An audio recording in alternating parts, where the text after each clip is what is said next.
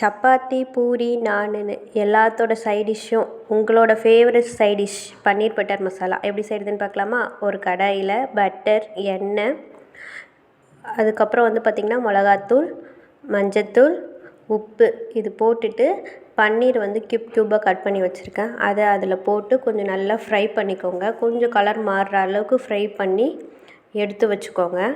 இப்போ பார்த்திங்கன்னா அதே எண்ணெயில் வெங்காயம் போட்டு நல்லா வதக்கிட்டு, அதுக்கப்புறம் இஞ்சி, பூண்டு, அதுக்கப்புறம் பார்த்திங்கன்னா முந்திரி, தக்காளி, பச்சை மிளகா போடுறத ஷூட் பண்ண மறந்துட்டேன். அதுக்கப்புறம் சால்ட்டும் சேர்த்துக்கோங்க.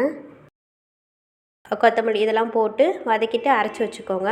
இப்போ கடாயில் பட்டரு, எண்ணெய், அப்புறம் சீரகம், பட்டை, கிராம்பு, இலை, கொஞ்சம் காஷ்மீரி சில்லி பவுட்ரு இதெல்லாம் போட்டுட்டு, அதுக்கப்புறம் பார்த்திங்கன்னா நம்ம அரைச்சி வச்ச பேஸ்ட் இருக்குல்ல அதை போட்டு நல்லா வதக்கிக்கோங்க. வதக்கினதுக்கப்புறம் பார்த்திங்கன்னா கொஞ்சம் மிளகுத்தூள் இது போட்டு நல்லா வதக்கிக்கோங்க. நல்லா கிண்டிட்டு கொஞ்சம் கிரேவிக்கு ஏற்ற மாதிரி தண்ணி வச்சுக்கோங்க. அதுக்கப்புறம் கரம் மசாலாவும் நாட்டு சர்க்கரையும் போட்டு நல்லா கிண்டிக்கோங்க. அதுக்கப்புறம் க்யூபாக கட் பண்ணி வச்சுருந்தோம்ல பன்னீர் அது போட்டு நல்லா கிண்டிட்டு கஸ்தூரி மெத்தியை போட்டிங்கன்னா ரெடி ஆகிடும்.